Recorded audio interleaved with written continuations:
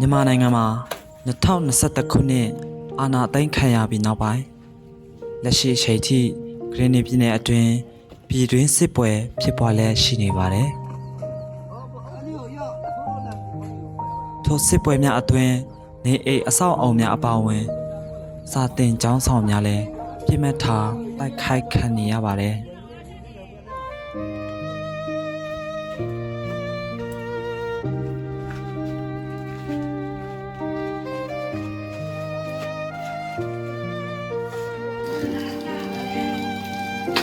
ဒီလိုအခက်ခဲဒုက္ခများပြလာတဲ့ကာလတွေမှာမျိုးဆက်တစ်ကလေးများဘဝအမောင်မဖုံးစေဖို့ဆရာဆရာမတို့ရဲ့အခန်းကဏ္ဍဟာအလွန်အရေးပါလာပါတယ်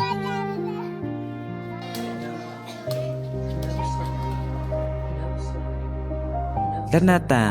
ဘုံတန်တွေကြားမှာစာတင်ပေးရုပ်တစ်ခုရဲ့တာမကကလေးများလုံခြုံရေးမိသားစုစာဝန်နေရေးလူမှုရေးကျန်းမာရေးအစရှိတဲ့များပြလာတဲ့တာဝန်တွေနဲ့ဝင်ပြီးနေကြပါတယ်ဒီလိုအခြေအနေတွေမှာဆက်ဆံမတို့ရဲ့ကိုယ်စိတ်နှလုံးကျမဒုက္ခရှိဖို့ဆိုတာမလွယ်ကူလာပါဘူး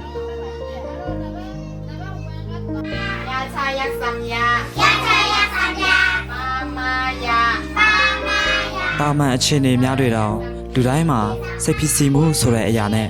များစွာကြုံတွေ့နေကြရတာပဲမဟုတ်ပါလား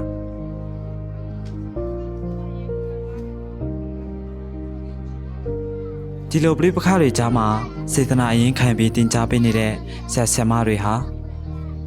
စာဝန်နေရဲ့အခက်အခဲကြက်တဲလာတာနဲ့အမျှတင် जा ရေးမှာရေရှည်လောက်ကင်နိုင်ဖို့အတွက်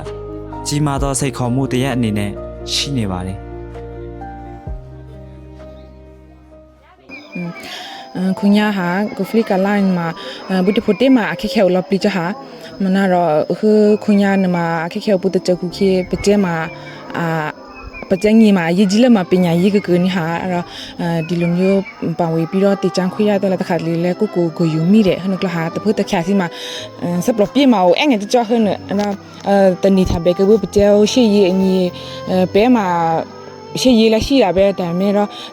ဟိမတီလင်တိတလုံးမှာပယပိရှဲအလိုရေကြီးလက်ကမှာတဲ့ပကျဲညီခနကလကဟာရပဲအတီအရီအဆွေဂဘလူလီလက်စီပမင်းနဲ့တဖတ်တချာမှာပဲစပလပြေကနစီမောအငါကြောပဲကိုရဲ့ခက်ခဲရီကြောက်လဲစိန်ကြီးတဲ့ဟာကြီးလဲအများရှိတယ်ဟိုဘာနမမပကျဲလို့အော်ဘာပဲဆယ်လာတဲ့ခုညမှာအောင်ဆယ်လာတဲ့ပဲစုစားနမအို6လတခုညမှာဝါဆယ်လာဟိုတော့ဦးနပကြောတခုမှာရှိရှာအဆုပကြောလီတခုမှာရှိရှာနကလာကတခုကမှာစပလပြေရှလီလီခနမနာတော့ပကြောညတနေနေတော့ဒီအရှုဒရှောတပလစပလ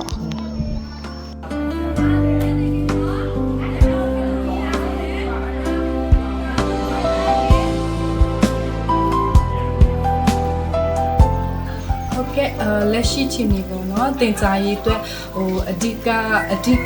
ဆိုတာတကယ်လိုအပ်နေတဲ့အရာတွေကဟိုကျမတို့တောင်းအနေနဲ့ကျမပြောရမယ်ဆိုရင်တော့ဟိုကျမတို့တောင်းကအခုမှပဲဆိုတာဟို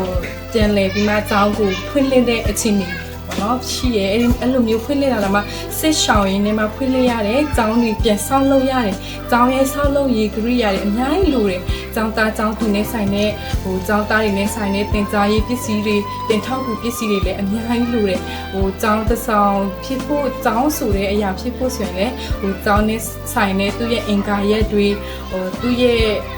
အဲ့လိုမျိုးနီးစနစ်ဖွဲ့စည်းပုံတွေအများကြီးနဲ့ဒီဆောင်ရတာမလို့ဘောနော်ကျောင်းတစ်ခုလောက်ဖို့ဆိုတာလဲတကယ်လူအင်အားကိုငွေ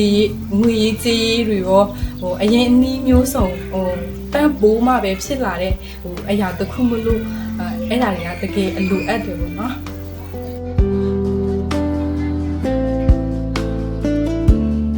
ထောက်ပံ့ခြင်းမရှိဘဲနဲ့လောက်ကရခုတဲ့အချိန်ခါမျိုးရှိနေမှာဆိုတော့အရင်ကပေါ့နော်ရှိတယ်ဆရာဒီကျောင်းမဖွင့်ခင်ကလေးလဲစစ်ဆောင်တော့ကလည်းပေါ့နော်ဘုန်းကြီးကျောင်းမှာနေတော့ကလည်းကလေးတွေကိုဆိုစာတလုံးရရနှလုံးရရအသက်မဖြစ်အောင်အဲ့လိုမျိုးသင်ပေးဖူးတယ်ပြီးမှဒီရွာထဲမှာလူတွေပြန်လာနေမှဒီမျိုးကျောင်းကနေပြန်ဖွင့်လာတယ် ကျောင်းဆက်ဖွင့်တော့လဲဘာမှမရှိ0နေစခဲ့တာပဲကိုအားကိုပြီးမှအလူရှင်တွေနဲ့ချိတ်တယ်ပြီးလို့ရှိရင်ဒီလိုမျိုးပစ္စည်းစုံလာတာလို့နော်ဒီစာအုပ်စာရေးကိရိယာမှမဟုတ်ဒီစက်ပိုင်းဆိုင်ရာတွေဒီကွန်ပျူတာတွေရောဒီ laptop အလေးမျိုးတွေပေါ့နော် printer တွေလည်းကိုနီကိုဟန်နဲ့ပဲအလူရှင်နဲ့ရှာပြီးမှကိုဝယ်ခဲ့ဟာလေးလို့ကြည့်ဒီတစ်နှစ်မှဒီ IC ကပို့လာတဲ့စာအုပ်တွေရတော့ဒီနေ့တစ်နှစ်ပတ်လုံးလဲကျမကိုအလူရှင်နဲ့ချိန်မှခလေးဒီတစ်နှစ်စာမထပ်ပြန်လာကျမတို့စာဆက်တင်ကြားနေရတဲ့အကြောင်းရတော့ကျမတို့ရဲ့ကလေးတစ်ခုထဲပါပဲပေါ့နော်ကလေးမျက်နှာတစ်ခုထဲနဲ့ပဲဒီတင်ကြားရေးကိုကျမတို့ဆက်လုံးနေကြရတာပေါ့နော်ကျမတို့ဒေတာပြီးမှကြည့်မယ်ဆိုလို့ရှိရင်ပညာတတ်တွေအင်မတန်မှရှားပါတယ်ပြီးတော့လေလောက်ပေးချင်တဲ့သူတွေလည်းအင်မတန်မှရှားပါတယ်ကျမတို့တောင်မလောက်ဘူးဆိုလို့ရှိရင်ကျမတို့ရဲ့ကလေးတွေရဲ့အနာဂတ်ကဘလို့မှဆက်ပြီးတော့ရှစ်ဆက်တူခုဖြစ်မသွေးရေးဆရာပဲပေါ့နော်သူတို့တွေကိုပညာပြပေးမဲ့လူမရှိဘူးကိုလည်းသူတို့လိုမျိုးဘယ်လိုပြောမလဲကိုတာသူတို့နေရာဆိုရင်လည်းမကြိုက်ဘူးပေါ့နော်ပညာဒီချိန်မှာဒီလောက်ပညာတွေတက်နေကြတဲ့ချိန်မှာသူတို့တာပညာသင်ခွင့်မရဘူးဆိုရင်သူတို့လည်းကလေးအခွင့်အရေးမခံစားရတဲ့သူတွေထဲမှာပါဝင်သွားနိုင်တယ်ပေါ့နော်ကျမတို့ကကလေးတွေကိုပညာဆက်သင်ကြားပေးနေရတယ်ပြီးတော့နောက်တစ်ချက်ကကျောင်းသားမိဘတွေကြောက်ပေါ့နော်သူတို့မိဘတွေကသူတို့ရဲ့ပညာရေးကိုအင်မတန်မှစိတ်ဝင်စားကြတယ်ပူပင်ပေးကြတယ်ပေါ့နော်သူတို့သားသမီးတွေရဲ့ပညာရေးအတွက်ဆိုရင်သူတို့ကကျောင်းဆောက်ပေးရမယ်ဆိုရင်ဆောက်ပေးတယ်လောက်အားပေးသူတို့မအားရင်လာပေးတယ်ငွေရေးကြေးရေးတော့သူတို့ပတ်ပူးနိုင်တယ်ပေါ့နော်ဒီချိန်မှာကျမတို့အားလုံးကဆစ်ရှောင်နေကြရတဲ့ဖြစ်တဲ့အတွက်သူတို့မပတ်ပူးပေးနိုင်ပေမဲ့သူတို့လောက်အားတွေသူတို့မှာရှိတဲ့ခွန်အားတွေနဲ့ကျမတို့ပညာရေးကိုပတ်ပူးညီပေးတယ်သူတို့သားသမီးတွေအတွက်ကျမတို့ကိုကျောင်းဆက်သင်ပေးဖို့ပညာရေးဆက်လုပ်ပေးဖို့တောင်းဆိုကြတဲ့မိဘတွေရှိလို့ကျမတို့တင်ကြားရေးတွေလည်းဆက်လုပ်ဖြစ်တာပေါ့နော်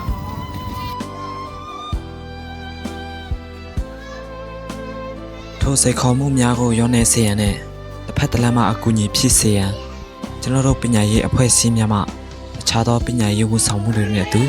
ဆရာဆရာမများအားထောက်ပံ့ကြေးပေးအပ်သည့်အစီအစဉ်တရားအားလှုပ်ဆောင်တော်လျက်ရှိပါတယ်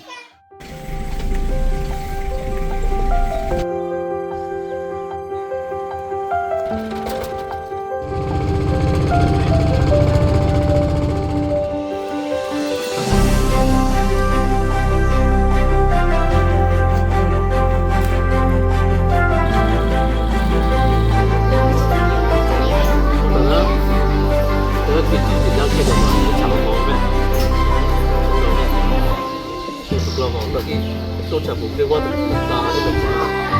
先拿到是實際部嘛，實備咪。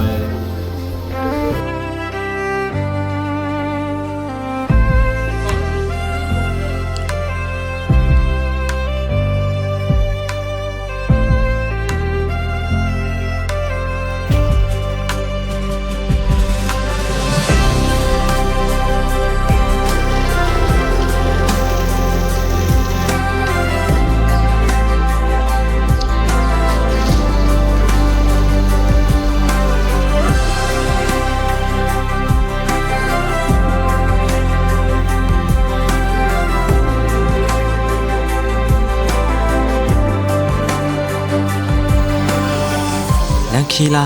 ခက်ခဲပါစေကြမ်းတမ်းပါစေတတိုင်းကြီးတွေဘလို့ပဲကာယံထားပါစေကျွန်တော်တို့ပြည်နယ်ကျွန်တော်တို့နိုင်ငံကျွန်တော်တို့ကမ္ဘာမြေကြီးရဲ့အနာဂတ်မျိုးဆက်တစ်ကလေးများပညာရေးနဲ့အလံဝင်စေရအောင်တိုးတက်ကောင်းမွန်တဲ့ပညာရေးစနစ်တွေနဲ့ပညာသင်ယူနိုင်ရအောင်တစ်ဖက်တစ်လမ်းကနေအမြဲတမ်းလှုပ်ဆောင်သွားကြမှာပါ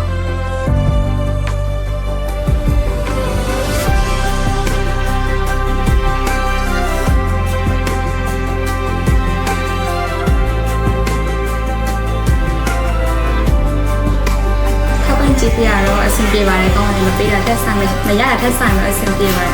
ဘယ်လဲဆိုတချို့ကလည်းနေစားတလုံးမယ်ဆိုရင်အများရမှာနော်ထပ်ပန်းကြည့်ပြတော့အဆင်ပြေပါတယ်ပြီးတော့နည်းနည်းပေးတော့ကောင်းအောင်နည်းတော့မဟုတ်ပါနဲ့တိုးပြီးတော့အဆင်ပြေပါတယ်ပြီးတော့ဆက်အခုကဆဆရစီကြီးနေနေဆက်အကြောင်း ထောက်ပံ့ကြေးလို့လေဟိုဆင်မတွေပေါ်တင်ပြီးထောက်ပံ့ကြေးလာပေးတာလည်းကျေးဇူးအများကြီးတင်ပါတယ်ပေါ့ကျွန်တော်တို့ကလည်းဟိုအထောက်အကူလည်းဖြစ်ပါတယ်ပေါ့โอเคကျွန်တော်တို့လိုအပ်နေတာလေးတွေလည်းဖြည့်ပြီးမှကိုယ်ကမျိုးဖြည့်ပြီးစီရှင်တာပေါ့နော်ဒီကျွန်တော်တို့ခါလေးဆိုလို့ရှိရင်ကျောင်းမှာဆိုဘယ်ကျောင်းမှာဘယ်နေရာမှာပြည့်စုံတယ်ဆိုတာတော့မရှိပါဘူးဒါပေမဲ့ဟိုတကယ်အရန်ရေးကြီးလိုအပ်တကယ်လိုအပ်တဲ့အရာလေးကိုဖြည့်ပြီးစီရှင်တယ်